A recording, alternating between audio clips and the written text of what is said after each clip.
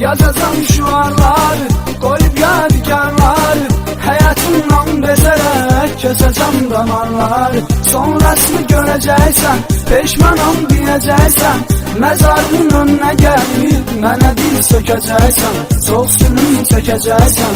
Sana hoşdurmu mənə hər gecə əziyyət verəsən, həm mənə həm sənə hoşdurmu baxıb kövrələsən. Daha səbr edəməyə yoxdur gücüm, sən beləsən. Canımı qəsd eləyim, axtarasam məzarları, axtarasam məzarları. Yazacağım şuarları, koyup yadigarları, hayatımdan bezerek keseceğim damarları. Sonrasını göreceksen, peşmanım diyeceksen, mezarın önüne gelip mənə dil sökeceksen, sol sülüm çekeceksen. Hey çalışdım ki sana hoş olsun her bir əməlim, bir dəfə aman vermədin əllərinə dəysin əlim. Bensizliyi xoşlama, rəvadırmı ey gözəlim, baxasan şəklimə, qucaqlayasan divarları.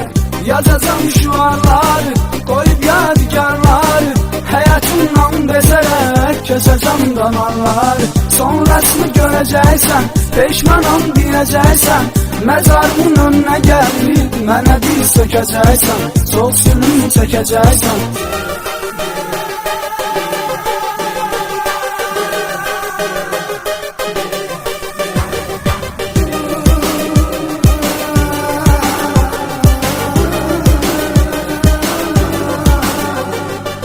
Yazacağım şuarları, koyup yadigarları, hayatımdan bezerek keseceğim damarları. Sonrasını göreceksen, peşmanım diyeceksen, mezarın önüne gelip mənə dil sökeceksen, sol sülüm çekeceksen.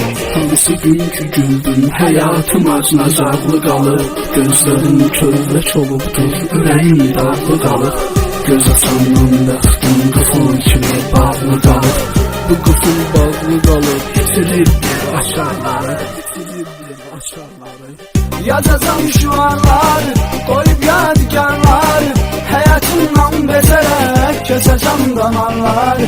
Sonrasını göreceksen, peşmanım diyeceksen, mezarın önüne gelip mənə dil sökeceksen, sol sülüm çekeceksen.